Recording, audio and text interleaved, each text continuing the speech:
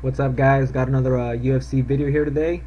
It's going to be a prediction video, and it's on the UFC Fight Night card, Hunt versus Mir, and this is on Saturday. So make sure you guys watch that this Saturday. So let's go ahead and start with the first fight on the main card. We got Rawlings against Ham. So Beck here is fighting in her hometown, Australia. She's from the area, and she's a finisher, as you can see by her statistics. For Ham here, or Ham, not much of a finisher. Most wins by decision. She only has one submission win, I guess. By her, I could tell by the stats. So she's not much of a finisher. Mostly just gets a decision win. She's also the shorter fighter. As you can see right there by the stats, she's 4 inches shorter, and also has a 2-inch reach disadvantage. And Beck also has longer legs by 3 inches. So Beck is going to be the taller fighter here, or the bigger fighter. But I wouldn't count on Ham just because of the reach. But now let's go ahead and look at the significant strikes right here. So you got 4.7 against 4.3. So both these girls very active with their striking, lots of volume. For the accuracy though, Beck has the edge right there. And for the absorbed damage also, Beck has less, so that's good. But for the defense, Ham has better defense according to that. Now for the grappling, both these girls are really just strikers. Not much grappling involved. Beck did get a submission win on her last win, but she's not much of a grappler. Same for Ham here. She's not much of a grappler either. She's mostly a striker. So both these girls mainly strikers, and they're pretty much going to keep it on the feet, guys. So Ham here recently fought Courtney Casey, I think her name was, a good kickboxer, and yeah, she was able to win that fight by decision, unanimous. Really displayed good striking and good heart. She just kept on coming, and she took a head kick once in that fight.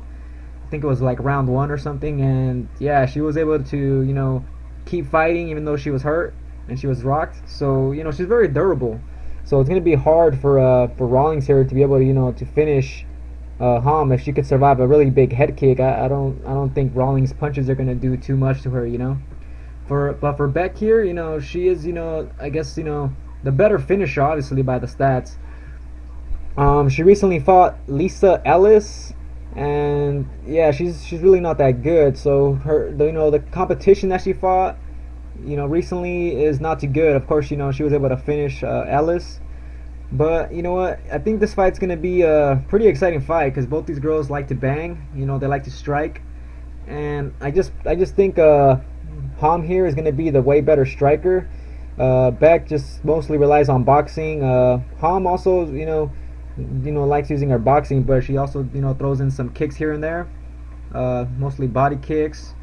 But also what Ham here has going for her is the what I want to call it, not the range, but the just like the volume, the pressure. She just keeps on going. Also, she has the southpaw advantage. I think Rawlings here is an orthodox fighter. I'm actually not too sure about that. Let me see if it'll tell me the stats here. But I know Ham here is a southpaw, which will probably help her. Yeah, it's not really telling me that here, but let's see. Well, so we're looking at the thoughts on her opponent. So this is what she thinks about Ham. Southpaw with quick hands. Okay, yeah. So yeah, I don't think Beck's a southpaw, but Ham here is a southpaw, and I think that's gonna help her to her advantage. She likes throwing that left hand a lot. So yeah, guys, I think for this fight, I just think Ham's gonna be too much with the striking, even though Beck's also a good boxer or striker herself. But it is in Beck's hometown, so if this does go to decision, it could be a split decision win for Beck. You got to keep that in mind. But for me, I'm just gonna go ahead and go for Ham here. I think she can get it done, and I think she gets this done by decision, guys. So that's gonna be my pick. Next fight, we got Tehuna against Basse. So both these guys, well, not both of them, but Tehuna here coming off really long layoff, hasn't fought since like 2014. His last fight was against Marquardt, where he got tapped out in the first round. Basse here, he's coming off a loss also. Recently just got knocked out by by a Brazilian fighter with a really good head kick. You know, he got knocked out. So we're looking at the stats here, and there's not much stats to say about Bosse, since you know he just really got knocked out like in the first 25 seconds or something like that. But you know what, I'm gonna go ahead and just go with Tahuna on this one, guys. There's not much else to say on this one. I think Tahuna's fought way better competition, and even though he hasn't fought in a while, he should be the way better fighter. Also, what I noticed is that Tahuna, when he loses, it's mostly by submission, and Bosse here has no threat of submissions. You know, if Bosse is gonna win this fight, it's gonna be only by knockout, maybe even decision, but I kind of doubt that. So you know, Bosse's chance here his only chance is to actually, you know, just knock out Tahuna. You know, I just don't think that's gonna happen. Tahuna is a little bit bigger than him, slight reach advantage. You know, he has also good striking and good power himself. So, you know, I see this fight, you know, staying on the feet, and I see Tahuna pretty much beating him everywhere, I think, guys. So, you know, I'm just going to have to go with Tahuna on this one, guys. I think he's going to be able to beat him up, and I think Tahuna also finishes him, and I say he finishes him in the second round. So that's going to be my pick, guys. I got Tahuna winning by a second round TKO. Alright, next fight we got Kelly against Antonio Carlos Jr. So this fight's a very easy fight for me to pick. I didn't have to watch much tape on this. Kelly is just an older fighter here, guys. You know, I'm not gonna really count him out just because he's old or whatnot, but he's fighting a really good jiu-jitsu fighter who also has, you know, been improving his striking, and he's also the bigger fighter also, and obviously a younger fighter. And yeah, I think Carlos Jr. here is, you know, going to be able to negate Kelly's takedowns, and even if Kelly does get him down, you know, Carlos Jr. has really great jiu-jitsu, as you can see by his stats right there. Look at his submission percentage. This guy has a lot of, you know, finishes by submission. So, you know, on the feet, I'm pretty sure Kelly's going to stand no chance here. I've seen this guy's recent fights. His striking's not too good, very flat-footed. You know, Carlos Jr., not the best striker himself, but he's a lot better. He's also going to have the reach. So if it stays standing, you know, I'm going to have to give the edge to Carlos Jr. And if it goes to the ground, Antonio here has a really good, you know, jiu-jitsu game. So for me, guys, this is a very easy pick, and I think Carlos Jr. here gets the fight done. I think he's going to be able to probably get this fight. If not, he's not going to get it to the ground, but I say he's going to keep it on the feet. But if Kelly does take him down, then I say Carlos Jr. here gets a finish, you know, with a submission, probably in the second or third round, probably by submission, guys. That's if Kelly takes him down, but more than likely, I think Carlos Jr. here just takes it to decision. But you know, I'll just go ahead and just say third round submission win for Carlos Jr., guys, maybe in a TKO. So that's gonna be my pick, guys. Alright, we go to the next fight. This is a very good fight here, guys. Both these guys really good lightweights. You know, they're on the come up. Matthews here, hometown boy, as you can see right there, from Australia. Case here on a really long win streak. Really well-rounded fighter. Very good striking. Also has good wrestling from what I've seen in his recent fights. Yeah, he's also, you know, not that bad on the ground with jiu-jitsu, even though he doesn't have much submissions. But he does train with Miles Jury, so you know he's training his jiu-jitsu. Jake Matthews here, he's really just a powerhouse. You know, has a lot of power, but he does have improved striking. His striking looked pretty good in his last fight against Areola.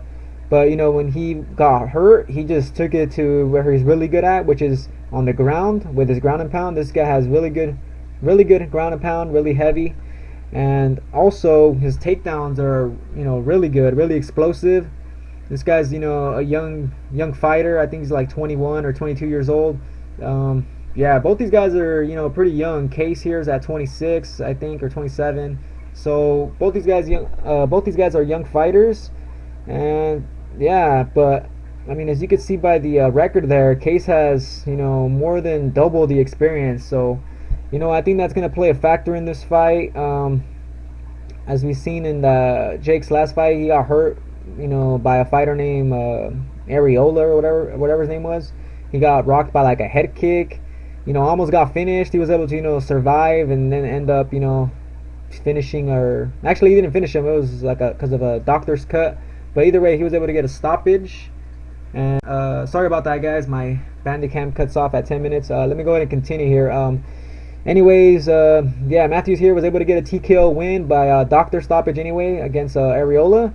Once he got hurt, he was able to survive. So that's, that shows something, in him, So he does have some heart, he could survive. But, in this fight, I don't know. It's kind of, it's very hard to pick. If we look at significant strikes line per minute, Matthews has more volume, better accuracy, also absorbs less damage, and his defense is slightly not as good as Case's. But obviously by the grappling, look at all the takedown averages. And he also has 100% takedown defense. I don't think Case takes him down, though. I think if Case, really wants to win this fight, I think he's going to keep it on the feet. As you can see by Case's knockout percentage, this guy has some good power in his hands. He also throws a lot of volume also. So, that's something to think about here. So this fight is very hard for me to pick, but I'm just going to go ahead and go with Case on this one, guys. I think the experience might play a factor in this. Well, actually, it should play a factor. So, he's going to have the experience. Plus, Johnny here is on a way bigger win streak. And, yeah, I think his striking is just a little bit more polished than Jake's. And, I mean, if Case could, not get taken down, I think he has this fight won, But, Matthews, young kid, I'm not going to count him out. But I'll go ahead and pick Case here. Most likely winning probably by... if not by split decision, if he finishes him, I say it's probably going to be a third round TKO finish, guys. So that's going to be my pick. Yeah, going Case. Next fight, we got Hector Lombard against Neil Magny. Both these guys pretty much top 10 guys, even though Lombard here is rated 13. Lombard recently, got tested tested positive, for those PEDs or whatever. So he's had a year-long layoff. Magny here, was on a really long win streak, then lost to Maya, and has since then picked up 2 more wins. So, he's back in the winning column, trying to build that streak back up. So on this fight, what's really a big difference here is, Magny here has way better cardio than Lombard, so he's going to have the cardio advantage. Also, look at the height and the reach advantage. This guy has he's 6 inches taller, and he has a 9-inch reach advantage, guys. That's huge. And look at the leg reach, also 7 inches on the leg reach. So, Magny here I think he's going to keep this fight on the outside. I think I was watching a video where he was talking to Karrion Bryant, and yeah, they were talking about the fight, and I remember him saying, he's going to keep it on the outside. He has the cardio, and that's pretty much what I see in this fight, guys. I don't think Lombard's going to be able to hit Magny much. Also, if you look at his defense, really good defense by Magny there, 62% almost, and he also absorbs not that much strikes. But Magny has been dropped, in his last fight against Calvin Gastelum, so you never know about that chin. But Lombard's not the best striker either. He's not the best striker. He's just mostly a powerhouse, guys. He just has a lot of power. He's gonna be a big guy. But also this guy is coming off that long layoff, and also now without his PEDs, we don't know how he's gonna look. So for me, I'm gonna go with a more consistent fighter here. I'm gonna go with Neil Magny, guys, and I got him winning most likely by decision. And yeah, I think he just picks him apart on the outside. Stays out of range so he can't get taken down. Also, Magny does have some good takedown defense, but I just don't think Lombard's gonna be able to close that gap. Magny has that huge reach advantage. Sorry about that, guys. So yeah, I'm just gonna have to go with Magny on this one, guys, and I got him winning by decision. Next fight, main event right here. We got Mark Hunt against Frank Mir, top 10 heavyweight fighters. And yeah, of course, Hunt here, the hometown guy. Great kickboxer, good striking, good power. Frank Mir here, his striking's been improving with his boxing. Also, obviously, he's more well known for his jiu-jitsu. He's a good ground game, breaking people's arms and whatnot. As you can see by the height and reach, Mir's gonna have that. He's 5 inches taller, and he's gonna have a 7-inch reach advantage. So that might play a factor in this fight. But of course, Hunt's fought bigger fighters also, so maybe not. Plus, Hunt is a really high level striker, so I don't think the reach is gonna bother him too much. But yeah, guys, this fight was another fight I had to think about. If we look at those significant strikes on per minute, Hunt lands more, but he's less accurate. Also, doesn't absorb as much, and his defense is a lot better than Mir's. Mir's defense is really lacking, but the grappling advantage, guys, is just it's way different here, guys. The grappling advantage is pretty much non-existent for Hunt. Frank Mir is the way better grappler. He could take this fight to the ground, and he's going to be way better on the ground than Hunt. Hunt has a lot of submission losses. So Frank Mir here is going to go for that damn takedown. So there's that to think about. But I mean, can he get the takedown? Mark Hunt has some pretty good solid takedown defense. But guys, I think Frank Mir here, I'm going for the underdog. I think Frank Mir here can get it done, guys. I think he's going to be able to use his boxing, try not to get hurt, by Hunt's punches. He's going to try to, use his footwork, try to stay light on his feet. Also use his knees if he can. He has some good knees. Also in the clinch, against the cage, he could also do that. Try to tire out Mark Hunt. Also could throw some leg kicks. But yeah, if he sees that opening for the takedown, and Mark Hunt's gas or he's tired, man, this guy's gonna take him down. He's gonna finish him, guys. So for me, I'm gonna go ahead and go for Frank Mir. I think if he could survive the first 2 rounds, then I think the fight's very winnable for him. And yeah, if Mark Hunt gasses and if Mir gets that takedown, it's gonna be over for Hunt, guys. So I'm gonna go ahead and pick Frank Mir, and I got him winning this fight by a submission win, guys. I got him winning by 3rd round submission. Since the first 2 rounds, Mark Hunt's gonna be pretty fresh. I think that 3rd round he's gonna be tired. Mir hits that takedown and gets that submission win, guys. So those are my picks, guys. Hope you guys enjoyed the video. Let's go ahead and recap. I got Ham here winning this fight. I got Tehuna winning this fight. I got Antonio. I got Case. I got Magny. And finally I got Frank Mir. So yeah, guys, hope you guys enjoyed the video. If you guys are interested in DraftKings, I got the link below in the description. You guys could check that out. If you guys want to play MMA fantasy, might win some money. And yeah, if you guys want to join, just go ahead and click that link. Let me know if you joined. And yeah, but that's all I got to say, guys. Hope you guys enjoyed the predictions video. I'm ready for fight night, ready to watch those fights. And yeah, stay tuned for the results video, and I'll catch you guys on the next video.